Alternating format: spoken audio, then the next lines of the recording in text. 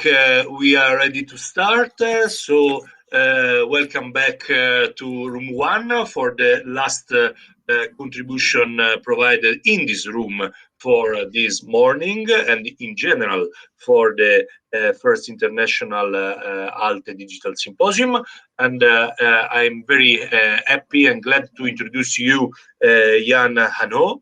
He is the Data Protection Officer at Cambridge Assessment, and he will address a very important topic, issues related to the implications, also legal implications of remote proctoring and the use, for instance, of biometric information. So, sorry, that was my talk yesterday. This one's on automarking. Okay. Yes. Sorry. The contribution is related to automarking, automatic marking, and the Gdpr. Many thanks, Jan, and the floor is for you. I would remind to all the participants that they have, as usual, the opportunity to leave comments and ask questions during your speech by using the chat they can find on the left of the screen, as well as at the end of his presentation. Jan already said he will leave some space, some minutes for questions, giving you the floor. Okay, thanks again. The floor is for you. Thanks very much. Good morning, everyone. I hope you're well. Enjoyed the symposium. So my session today is on automatic marking and the GDPR. I did one on yesterday on remote proctoring, so if the slides will be available for that if you're interested in that and weren't able to attend. As we said, there'll be some time for questions at the end, so please add them to the chat. My contact details on there as well, and if you would like to contact me about anything, please feel free. So I'm just going to introduce what I'm going to talk about in a moment. We're going to be talking about what the GDPR says about automatic decision making, when we can carry it out, what I mean by the legal or similarly significant decision. You'll see what that's all about in a moment. What we need to do with regards to human intervention, and some of the other considerations we need to make around automatic decision making. Just a bit of fun to start off with. Hopefully this will play.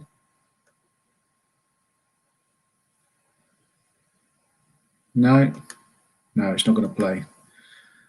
Oh, that's a shame. There's a sketch from a comedy show in the UK called Little Britain, and the punchline of every one of these sketches was "computer says no." And if you're aware of the show, you'll realise the context.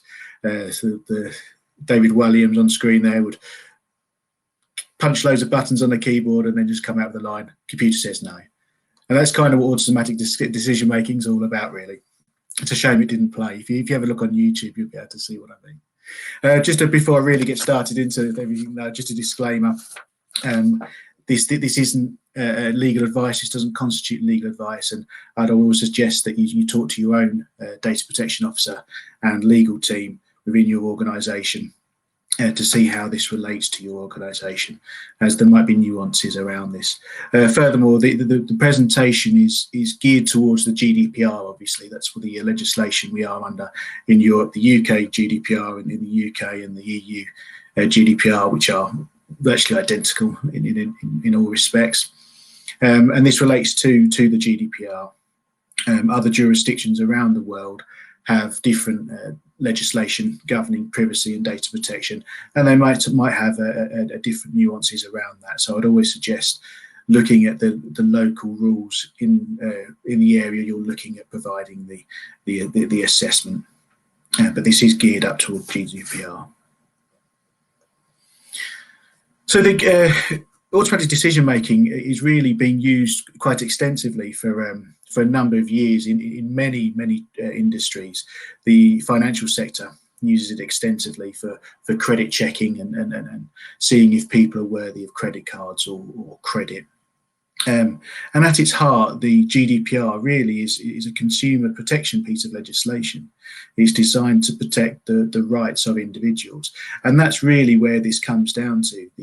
the protection of individuals' rights when it comes to automatic decision making. So the legislation was very much drafted with that in mind, with sort of the credit check scenario in mind. But now use of automatic marking and automatic decision making in assessments has accelerated drastically over the last few years, especially during the lockdown. It seems to have really started to take off for various reasons. We're having to fit ourselves in to this legislation that really, at its heart, probably wasn't designed with auto marking in mind. But having said that, we do have to abide by the rules.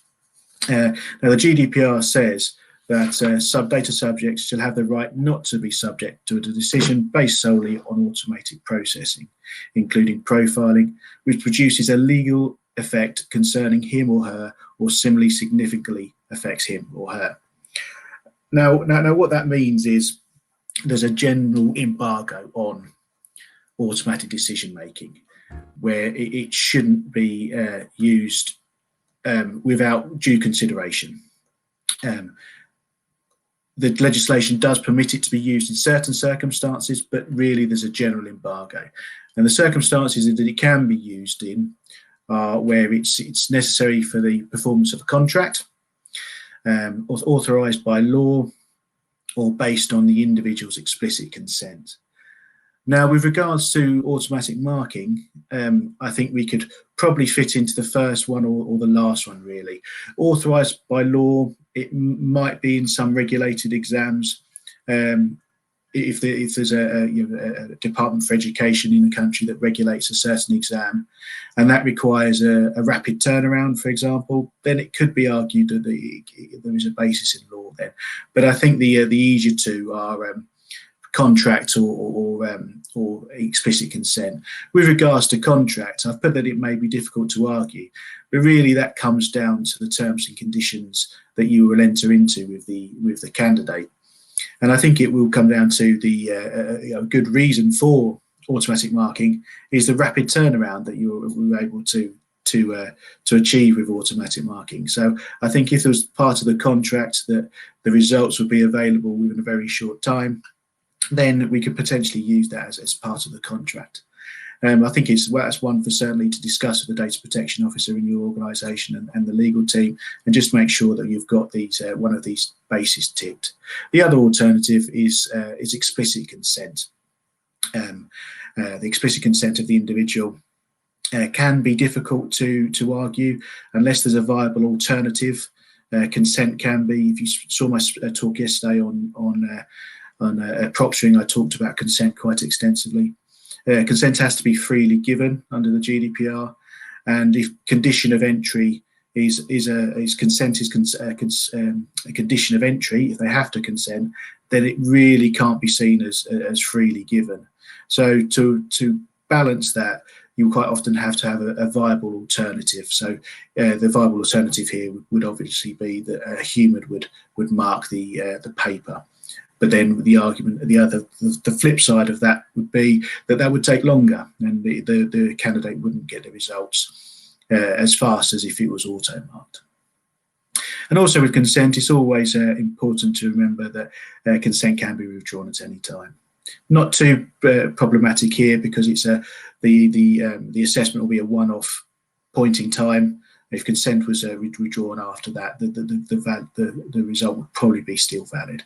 But I think the most important thing with a consent is having that viable alternative, having a human be able to mark an exam if someone was really objected to not have their assessment auto-marked.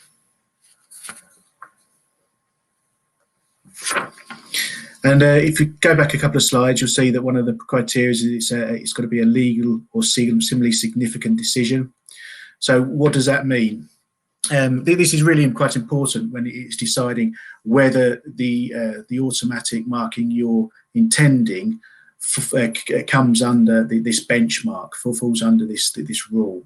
So a legal effect would certainly be someone's a status or rights, so evaluation of benefit entitlement, legal benefit entitlement, or tax release, or things like that. That would certainly have a legal implication.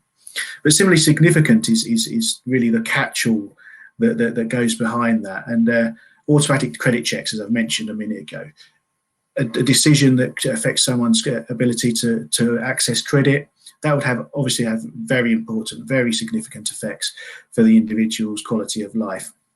In today's world, credit cards and mortgages and all the other things that we need to show that we're good for our repayments. If an automatic decision making was made there, that would be significant. Aptitude tests for recruitment. Obviously, if an automatic decision went wrong and someone didn't get a job because of it, very significant effects. And in exam scripts, that could be very important. That the exam scripts could affect someone's livelihood.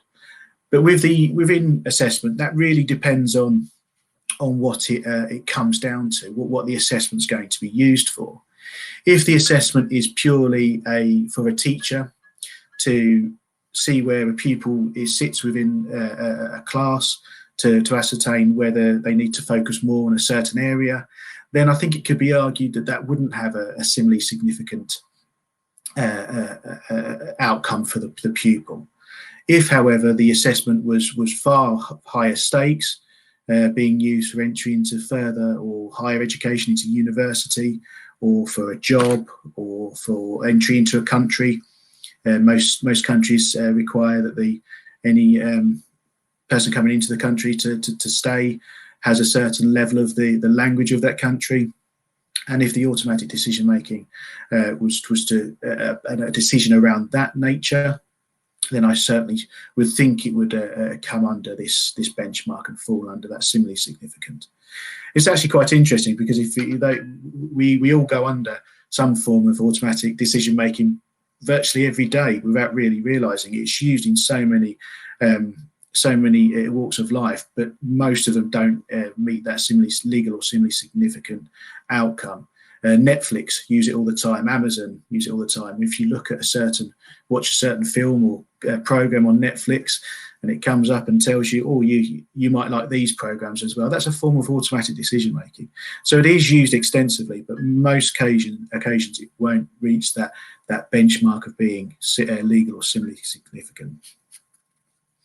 So with assessment, it really depends on the stakes of the assessment itself. The higher the stakes, the more likely it is to fall under these rules. In the context of assessment, there's been some discussions and thoughts, and on the ICO website, the Information Commissioner's Office, which is the Data Protection Authority for the UK, and I would always certainly suggest you look at your own Data Protection Authority's website whenever you're looking at something like this, because if they're anything like the ICO, there'll be a wealth of guidance and understanding that would help you and support you making these decisions. But the ICO's guidance actually has an example about multiple choice marking, and it's quite clear. It says multiple choice marking will not fall under automatic decision making unless the automatic decision also assigns a grade.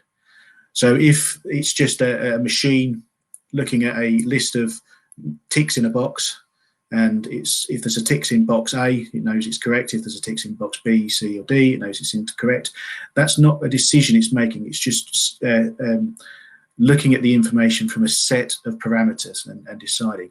But if it would then say, well, that person's got 14 out of 20, that means they now deserve this grade, then that would be a form of automatic decision making.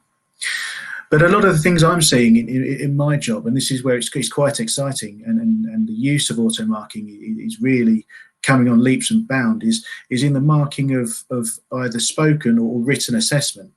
So where someone speaks for a language test, for example, for a spoken language test, and a computer ascertains the quality of the response they give, or if someone does a short form or a long form essay answer, and the computer, the machine learning, is able to read that essay response, pick out the salient pieces of information that warrant a certain grade, and award a mark for that, then that obviously certainly will be a form of automatic decision making.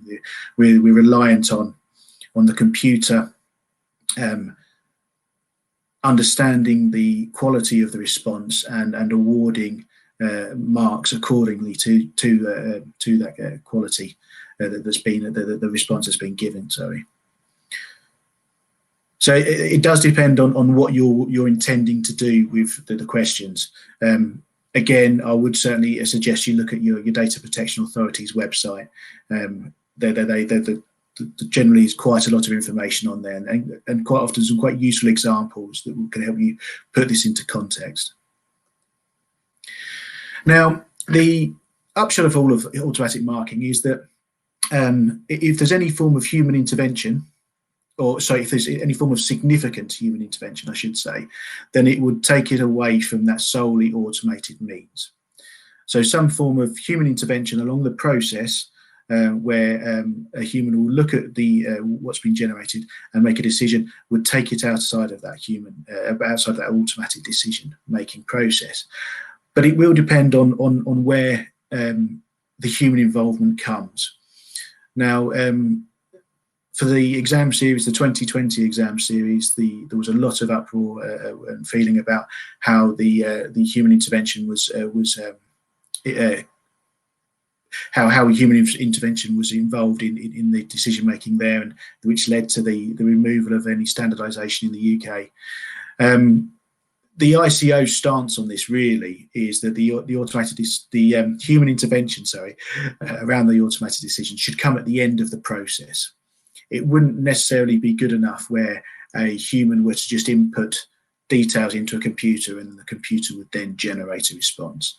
Really, the human involvement needs to come at the end of the process, and it must be meaningful. It can't just be a person ticking a box to say, yeah, they've looked at it, when they haven't really. It's got to be actually a proper understanding of the decisions being made and what that means.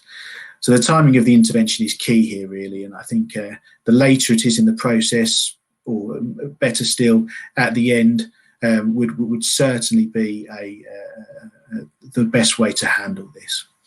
A review or an appeals process after the decision will probably satisfy this requirement. So if the individual wasn't satisfied, they thought their information was wrong, the information was generated was wrong, if they were able to appeal that, then that would certainly appease that human intervention.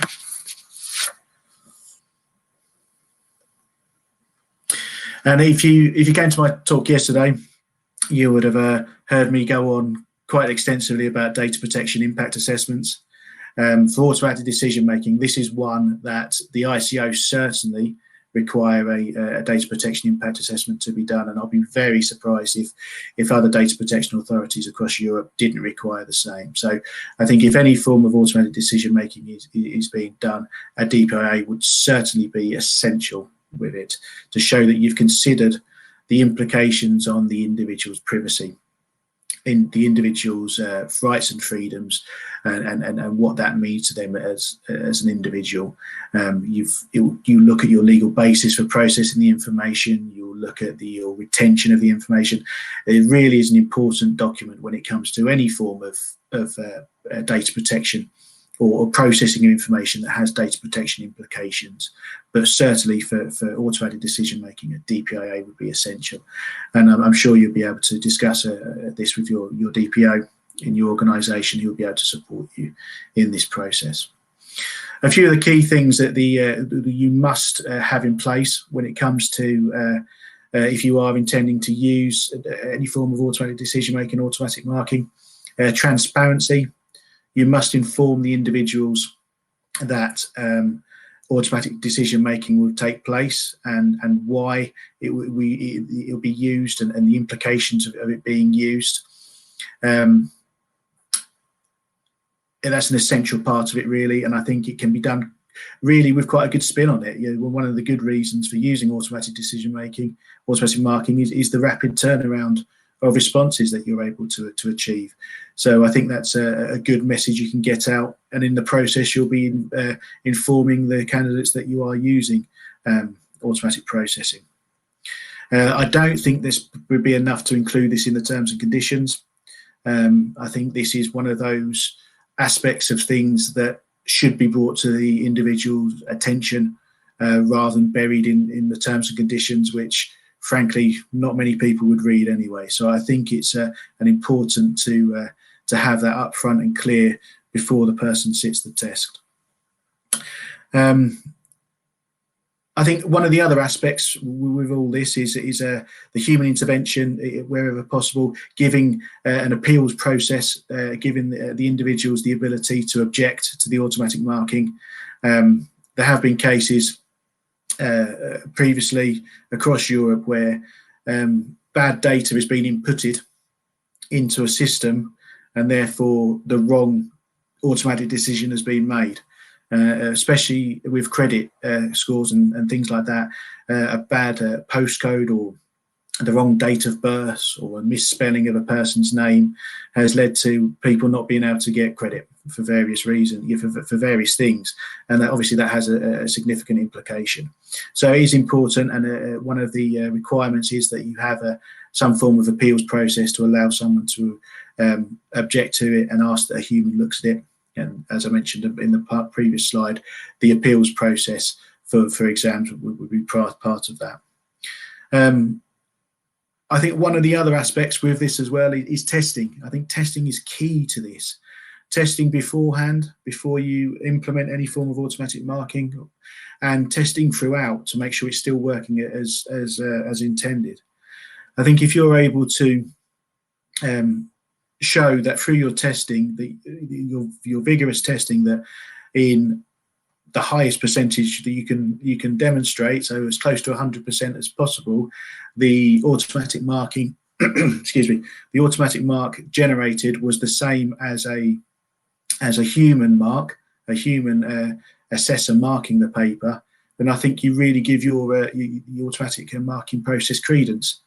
So I think vigorous testing beforehand is essential here. So lots of planning would definitely be needed to make sure that you've got a long window before you look to go live with any automatic marking, where you can test things and have the automatic marking running alongside the a real assessor assessing the paper, and then comparing the two results and making sure that you can say that within a certain percentage, as small as possible, the two were correct. I think that's a very important part of things. But equally, I think testing throughout the life of the automatic marking, because as we all know, things can go wrong with computers, and the wrong things can be generated. So I think ongoing testing is a very important aspect of things to make sure that you're doing the best by your candidates and making sure that the automatic process is working as it's properly intended. One of the other things I should mention as well, that as with any with any subject rights under the GDPR, you cannot charge for this. It's not you can't charge for subject access requests.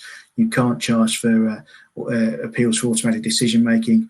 That was been a change from the GDPR. Previously, there was some charges allowed, but under GDPR, you're not allowed to charge for any types of subjects requests. So you would have to carve this out from your normal appeals process, where potentially you would have a charge. It would have to be a separate process whereby people could appeal under the automatic marking, or not be charged, but appeal the academic decision, as it were, and still be a charge, and then obviously a refund if they were found to be correct. Now that was one of the big things that we were a bit worried about when my organisation, when this started to be rolled out. We were worried that candidates would use this as an excuse to appeal their decision, but frankly we just haven't seen it once it's gone live, that there hasn't been the use of this as a way of circumventing the appeals process from a charge. It just hasn't taken place. And I think a lot of that comes back to the point I just made about the validity of these testing, being able to really hand on heart say that you're 100% confident with the automatic mark being the same as a human mark, and having that confidence and advertising that confidence in the test taker, in the the test to show people that the mark they will be provided will be as accurate as it possibly can be. So lots to consider when it comes to automatic marking. I think it can be a bit of a minefield, and it's one of those ones that people do have some quite strong feelings with, as with remote proctoring, where you are using some form of AI or automatic machine learning to make a decision about an individual. People can sometimes feel that it's a bit intrusive, and it's sort of Big Brother in 1984 type scenario where people are being dictated by computers. So there is a lot to consider, and I'll just before I get to some questions, I'll just finish on the point that I've mentioned many times. I think a data protection impact assessment will be a very, very important document in anything you do around automatic marking, and it should be really a live document that's used throughout the planning stage and looked at during this planning stage, and certainly into go live as well, to make sure that the things you still intended are occurring, making sure those risks that you identified during the process are still being mitigated as much as we possibly can. Thank you very much. I hope you found that useful. If there are any questions, I'm happy to try and answer them if I can. So please feel free to put them into chat, or if you'd like to, you can come on to video, I think. Thank you very much for listening.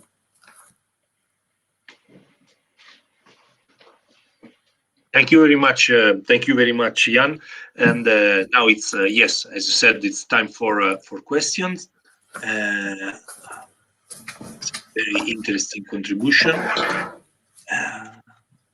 I'm scrolling. I'm scrolling the chat.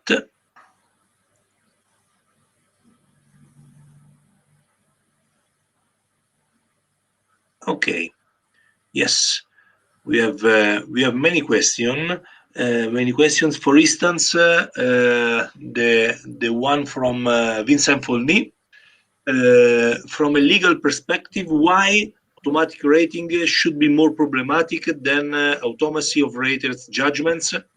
We can record evidences of what automatic rating is doing, but it's not always the case with raters. In fact, they are not supposed to remember what they have done rating 100 a day. And the reliability indices are not saying that rating for human is always associated to a good level of reproducibility. So that's the question, the issue from Vincent, for instance. Yeah, I totally agree. Actually, I think as I mentioned at the end of the presentation, as long as you've tested this and showing that the automatic marking is accurate, I think it could be argued very, very well actually that the chances of better, more accurate and more accurate across a large cohort of marks will be achieved. The problem is, as with many pieces of legislation, it's a sort of a one-size-fits-all.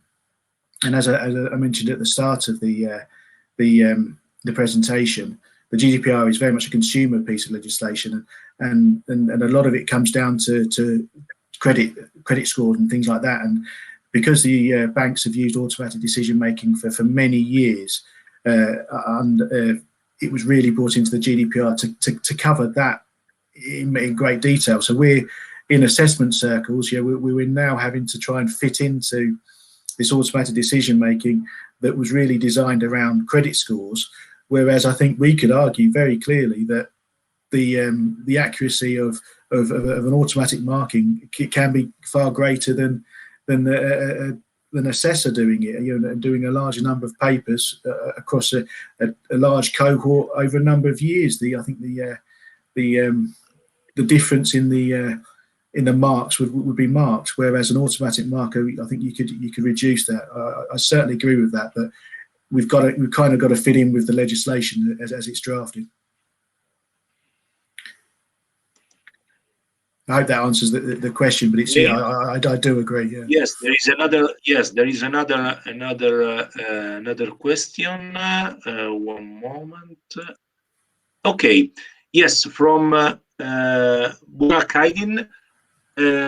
assuming that there will be more appeals to automatic marking and all these regulations, do you think the automatic marking is losing its cost-wise advantage? No, not necessarily.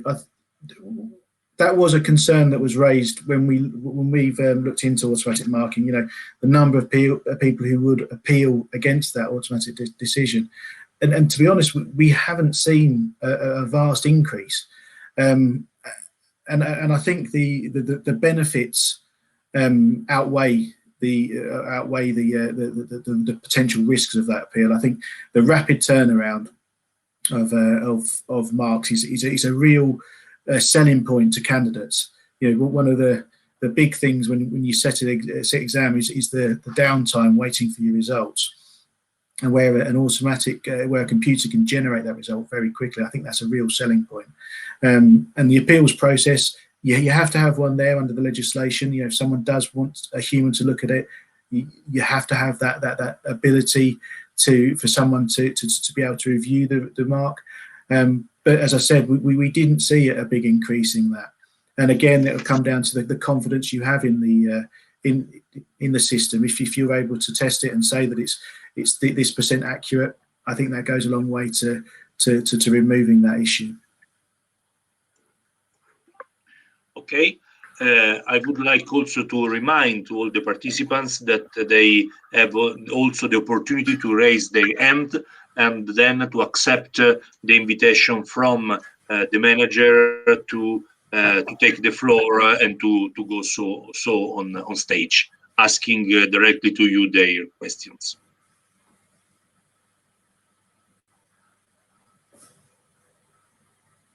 Okay.